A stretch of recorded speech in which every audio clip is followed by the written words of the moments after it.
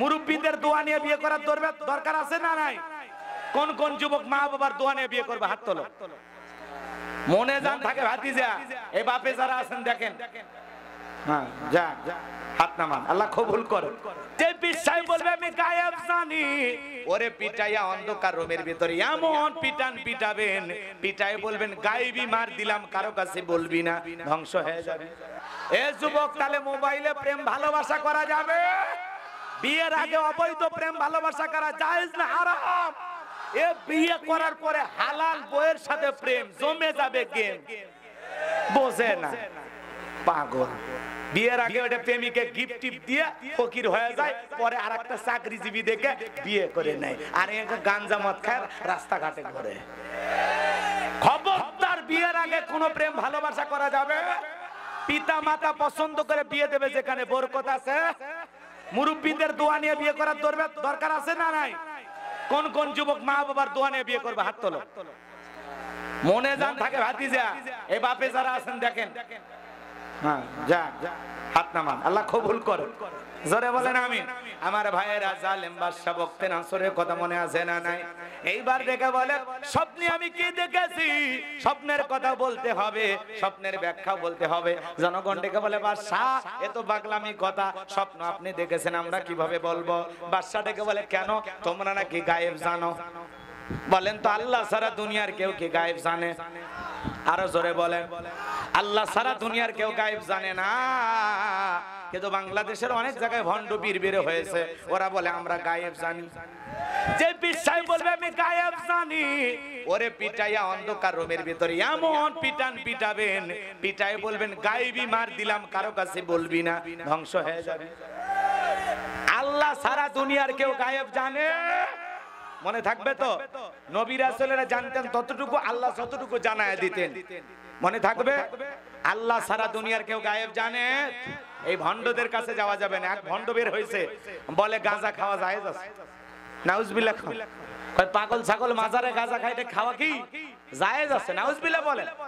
2.5 এটা নাকি গাঁজা খাওয়া রাষ্ট্রীয় একটা অনুমতিও আছে, এটা খালি নাকি কোনো সমস্যা নাই, এটা খাওয়া জায়েজ আছে। গাঁজা খাওয়া জায়েজ না হারাম? 2.5 বুঝি না, কিছু বুঝি না, এক দানা খাওয়া যাবে? কথা কয় না কে? মদ খাওয়া জায়েজ? কেউ যদি বলে আমি মদ খাইনি, এই তুই এক ফোঁটা খালি একটু নিয়ে চেখে দেখছিলাম স্বাদটা কেমন, ওই দুই এক ফোঁটা খাওয়াও কি হারাম? জোরে বলেন। যে পীর সাহেব বলবে গাঁজা খাওয়া, এক মাইজ ভান্ডারের পীর, যার আগে গান গাইছিল, শোনেননি আপনারা? কথা কয় না কে? ওই গান ভুলে গেছেন আপনারা? ওই যেই ভণ্ড গান গাইছিল, আমার মরণ কালে ঢোলবাসি বাজায়ো জাকের ভাইও, মরণ কালে ঢোলবাসি বাজায়ো, ওই ভণ্ড বলতেছে গাঁজা খাওয়া জায়েজ আছে। নাউজুবিল্লাহ। ও আবার আয়াত তিলাওয়াত করে কয় ফাবি আইয়া আল্লাহ রব্বিকুম মাতু কাযিবান, আল্লাহর কোন নিয়ামতকে অস্বীকার করবেন? গাঁজাও নাকি একটা নিয়ম? কোন তাফসীর কোথায় করতেছে চিন্তা করেন। আল্লাহ তাআলা সূরা রহমানের ভিতরে বেশ কয়েকবার এই আয়াত কারিমা ব্যবহার করে আল্লাহ তাআলা কি বুঝাইলেন, আর আল্লাহর এই পাগল কি কয়, আল্লাহর কোন নিয়ামতকে অস্বীকার করবেন? আল্লাহ নাকি ওইটা বলছে। নাউজুবিল্লাহ। জোরে বলা যায় না? আল্লাহ সমস্ত ভণ্ডদের হেদায়েত দান করেন। কি বৃষ্টি আইছে? আরে বাবা হালকা হালকা, ঠিক আছে, আচ্ছা হোক, মেনে নেন। বৃষ্টিতে ভিজে হলে চলবে, আজকে দিল লেগে থাকবে। বাজান লম্বা করার সুযোগ নাই, তাহলে ভণ্ডর কাছে যাওয়া যাবে? জোরে বলেন যাওয়া যাবে? এ বাজান গো, আমার সামনের দিকে যাই, যে কথা বলতে চাচ্ছিলাম। এইবার বাদশা ডেকে বলে শোনো, আগামী 7 দিনের আলটিমেটাম দিলাম, 7 দিনের মধ্যে স্বপ্নে কি দেখেছি, স্বপ্নের কথা বলতে হবে, স্বপ্নের ব্যাখ্যা বলতে হবে। জনগণ ডেকে বলে বাদশা 7 দিন কেন, 7 বছর সময় দিলেও সম্ভব নয়। বলে যাও, 7 দিনের মধ্যে বলতে না পারলে সবাইকে চুলিতে চড়াবো, ফাঁসি দিয়া মারবো। জালেমেরা কিছু না পারলে সর্বশেষে দেয় হুমকি। এ কথা বলেন না কেন? ওরা হুমকি দিয়ে টিকে থাকতে চায়, মাঝে মাঝে হুমকি দেও কোনো কাজ হয় না। আমার ভাইরা আমি যে কথা বলতে চাচ্ছিলাম গভীর মনোযোগ দিয়ে কথাগুলো শুনে যান। সামনের দিকে যেতে চায়, এইবার জেলার যখন জেলখানাতে করতেছে, আল্লাহর নবী দানিয়েল থেকে বলে জেলার এইদিকে আসো। দেখে মনে হয় টেনশনে আছে, বলে হ্যাঁ একটু টেনশনে আছি। শোনো, তুমি তোমার বাদশার কানে খবর পৌঁছায় দাও। বাদশা স্বপ্নে কি দেখেছে, স্বপ্নের ব্যাখ্যা আমি জানি, স্বপ্নের কথা আমি বলতে পারি। এইবার জেলার এক দৌড়ে চলে গেছে বাদশার কাছে, যা বলে বাদশা একটা আসামি আছে, নাম হলো দানিয়েল, আপনি স্বপ্নে কি দেখেছেন? স্বপ্নের কথাও জানে, স্বপ্নের ব্যাখ্যাও জানে। জালেম বাদশা বলছে না সর দেখে বলে বাজান কই, বাজানকে আমার কাছে নিয়ে আসো। ঠেলার নাম বাবাজি। এইবার আল্লাহর নবী দানিয়েলকে যখন ডাক পাঠাইলো, জেলার যা বলে বাদশা তোমাকে ডেকেছে। আল্লাহর নবী দানিয়েল ডেকে বলে শোনো, আমার ৭০,০০০ উম্মতকে গ্রেফতার করা হয়েছে, আমার সমস্ত উম্মতকে জেলখানা থেকে বের করে দিলে সবার শেষে আমি জেলখানা থেকে বের হব, এই একটা শর্তে আমি তোমার বাদশার সামনে যাইতে রাজি। এইবার জেলার দৌলে গেল, যা বলে বাদশা যে আপনার স্বপ্নের ব্যাখ্যা জানে, তার একটা শর্ত আছে, তার ৭০,০০০ লোককে গ্রেফতার করা হয়েছে, তাদেরকে জেলখানা থেকে বের না করে দেওয়া পর্যন্ত সে আপনার কাছে আসবে না। বাদশা বক্তেনাসর ডেকে বলে ওই বাজান যদি বলে এই জেলখানা কেন, তাম পৃথিবীর জেলখানার আসামি ছেড়ে দিতে রাজি, বাজান যা বলে তুমি তাই করো। বলেন আল্লাহু আকবার। এই জন্য নবীরা হলো উত্তম আদর্শের মানুষ, নবীরা হলো আসল নেতা। বলেন আল্লাহু আকবার। নেতৃত্ব শিখতে হলে নবীদের জীবনী পড়ে শেখা লাগবে। দেখেন কত মহব্বত, কত নেতার পেছনে আমরা মিছিল করতে যাই, অমুক ভাই তমুক ভাই, নেতা বাসি এক খান ট্যাবলেট খান, ট্যাবলেট খান, কথা কয় না কেন? অমুক নেতার চরিত্র ফুলের মতো পবিত্র, গাঁজা খায় ৫ ওয়াক্ত, ঘুম চুরিতে পাকা ভক্ত, নামাজ পড়ায় ভক্ত, শয়তানের পাকা ভক্ত। এরকম আছে না নাই? বাপরে বাপ, ওই নেতাবাসী একখান আব্দুল কাদের দুলে ভাই আছে যেখানে, আমরা আছি সেখানে। দুলে ভাই গেছে কবরে, তোমরা কেন ওপরে? খেলা হবে, ওই কাদের কাকার খবর নাই, কথা কোন ঠিক না? মন্ত্রীরা সব কোথায় গেল, এমপিরা সব কোথায় গেল, কোথায় কাদের কাকা? ওদের সারা দেশটা বড় লাগে ফাঁকা ফাঁকা। না আজকে আর বেশি বলা যাবে না, কষ্ট হচ্ছে আপনাদের। কই গেল কই গেল, কই পালাবো না। প্রয়োজনে ফখরুল সাহেবের ঠাকুর গায়ের বাসায় দাঁড়িয়ে ফখরুল সাহেব আবার সুযোগ পায় বলতেছে ওই কাদের সাহেব আছে, আমি ঠাকুর গায়ে। এই দেশের নেতাদের কথা গো, কথা কয় না কেন? কি মজা নিত জনগণকে। আমরা পালাবো না, কই আপনি? এই মানুষটা দেখতে আমার অনেক, মানে এটা একটা বিনোদনের নেতা ছিল। স্মার্ট বাংলাদেশ মঞ্চ ভাঙ্গেছে, কথা কন। মোবাইল কে দিয়েছে? আপনাদের বইয়ের কে দিয়েছে? হ্যাঁ রে দা, এরা বলে মোবাইল কিনে দিয়েছে। কত বড় বাট পারি, নিজের টাকা দিয়ে মোবাইল কিনলাম আর ওরা নাকি মোবাইল দিয়েছে। তো যাই হোক, ভাগ্যিস ভালো আর কিছু দাবি করেনি, নাকি কষ্ট হচ্ছে আপনাদের? লিল্লাহি তাকবীর। আমার ভাইরা মন খারাপ করবেন না, সামনের দিকে যাই। যে কথা বলতে চাচ্ছিলাম গভীর মনোযোগ দিয়ে শুনবেন। নেতা কারে বলে, নেতৃত্ব কিভাবে দিতে হয় নেতাদের কাছ থেকে শেখা লাগবে এমনটা নয়, নেতৃত্ব শিখতে হলে নবীদের জীবনী থেকে শেখা লাগবে, কথা বলেন ঠিক কিনা? এ বাজান গো আমার, নেতার পিছনে মিছিল করতে যায় দেখবেন রংপুর সাতমাথা থেকে ১০০ জন গ্রেফতার হয়েছে। নেতার তো মামু খালুর অভাব নাই, সকালে জেলখানা ঢোকে বিকেলে বের হয়, কিন্তু ওই গরিব রিক্সা চালক ভ্যান চালক নেতার মহাব্বতে মিছিল করতে যায় বছরের পর বছর জেলখানায় থাকে, ওর বউ বাচ্চা না খায় থাকে, নেতা খবরও নেয় না।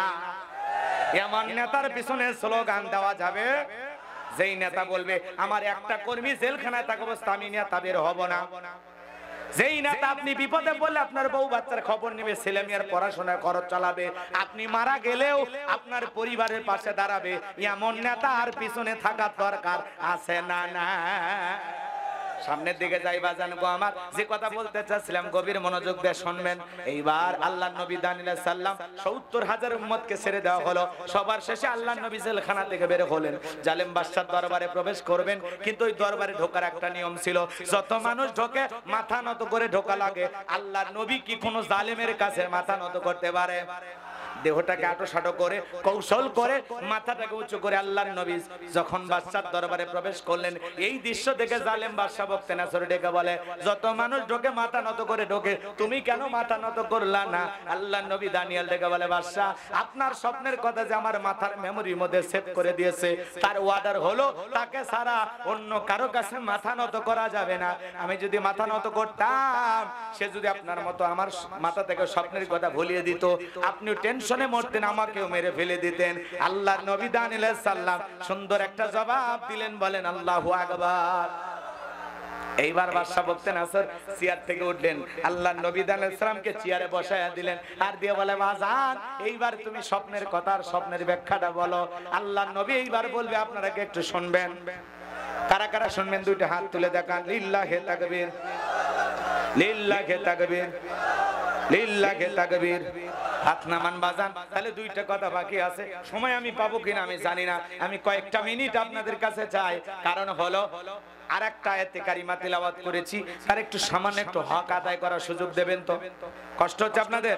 তাহলে এক নাম্বার আল্লাহ বলেন, তাবারাকাল্লাযী বিয়াদিহিল মুলকু ওয়া হুয়া আলা কুল্লি শাইইন কাদির।